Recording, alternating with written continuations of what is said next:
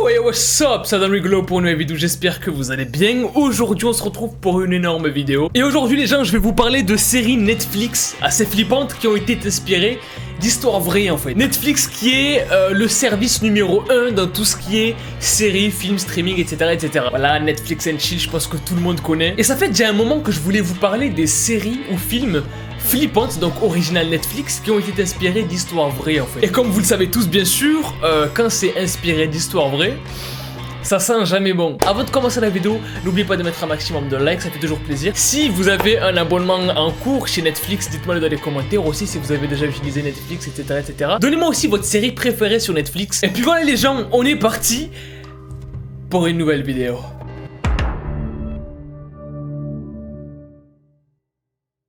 Stranger Things. Je pense que c'est la série que tout le monde connaît, en tout cas toutes les personnes qui ont déjà utilisé Netflix. En gros, c'est une bande de potes dans les années 80 qui partent à la recherche de l'un de leurs amis en fait qui a disparu. Sauf que ce qu'ils ne savent pas en fait, c'est que leur ami est piégé dans un autre monde qui s'appelle l'Upside Down. Et la personne qui va les aider est une fille qui a leur âge et qui va devenir leur meilleure amie qui s'appelle Eleven, qui elle s'est échappée d'un laboratoire américain secret contrôlé par une espèce de fondation qui ressemble un petit peu à la CIA en fait, et qui fait des expériences secrètes sur des enfants en fait. Bah vous savez quoi? Cette histoire est basée sur des faits réels. Oui, l'histoire de Stranger Things est réelle. En fait, de base, la série Stranger Things, elle devait pas s'appeler Stranger Things, mais elle devait s'appeler Montauk. Et là, vous allez me dire pourquoi?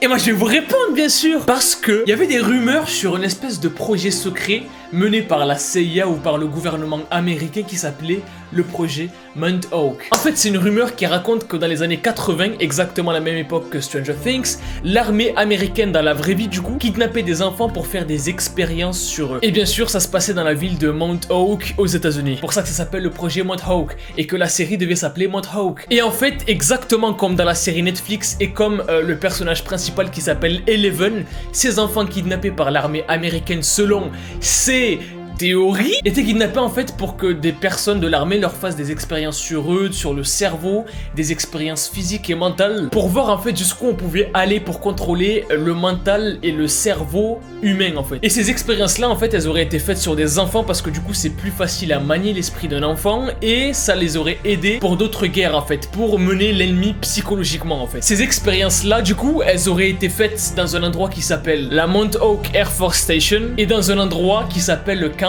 Hero. Il y a carrément un livre qui est sorti sur ces expériences-là faites sur des enfants qui se seraient passés, qui a été sorti par l'un des enfants justement qui aurait été testé en fait. Donc si ça vous intéresse, ça s'appelle The Montauk Project et c'est sorti en 1992. Mais c'est pas tout les gars, parce que ça, c'est qu'une rumeur, c'est qu'une théorie. Non, non, il y a autre chose dans Stranger Things, c'est aussi inspiré. Et là par contre, ça a réellement existé puisque la CIA a déclassifié des fichiers sur ça. C'est le projet MK Ultra. Là, c'est le moment où ma chaîne elle va sauter.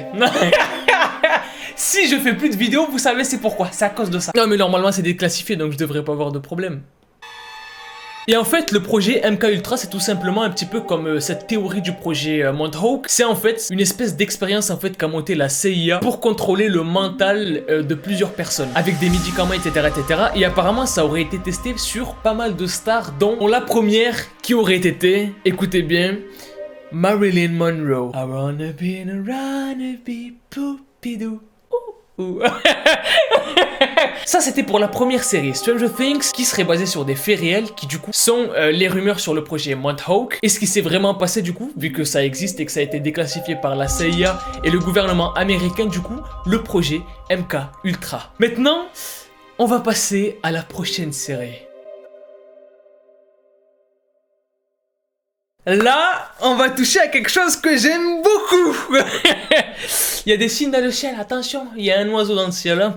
Ça veut dire que ça va être la fin du monde, attention. On est vendredi ou pas? La série Messia, Maseha, tu l'appelles comme tu veux. C'est une série, encore une fois, originale Netflix, donc qui a été faite par Netflix, où du coup on suit un personnage qui sort de nulle part.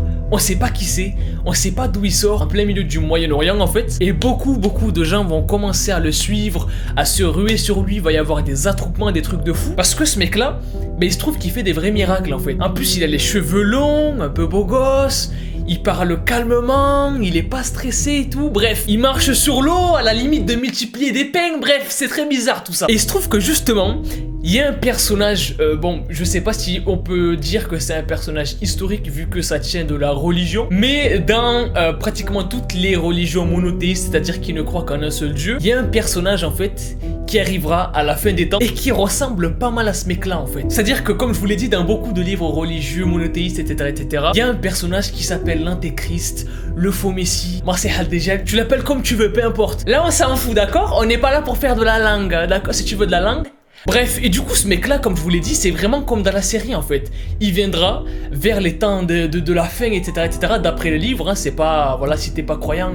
Mais c'est pas vrai ce que tu dis, y a pas de souci. Du coup là c'est pas vraiment basé sur des faits réels vu que, ben on sait pas si ça va se passer ou pas, vu que voilà ça dépend de la croyance de chacun en fait. Mais c'est vrai que cette série là sont inspirée de tous ces faits là qui sont écrits dans des livres sacrés, etc. C'est quand même un peu flippant en fait, surtout quand on voit que c'est vraiment scénarisé de la même manière dont c'est écrit, c'est... En fait c'est trop bien fait pour être vrai en fait, tiens ça fait peur, je veux pas voir la série, je me fais spoil de la vraie vie ce qui va se passer en fait. En fait voilà, ce personnage qui ferait partie de l'histoire de l'humanité selon les livres sacrés, etc., religieux, viendrait en fait sous la forme d'un messie, etc., et ferait croire à tout le monde qu'il serait le messie, alors qu'il ne l'est pas réellement en fait. Et c'est un peu ce qui se passe dans la série. Oui mais Adam, du coup c'est pas inspiré de faits réels parce que c'est pas vrai, c'est... Et voilà pour cette série, je pense qu'on va passer à la prochaine.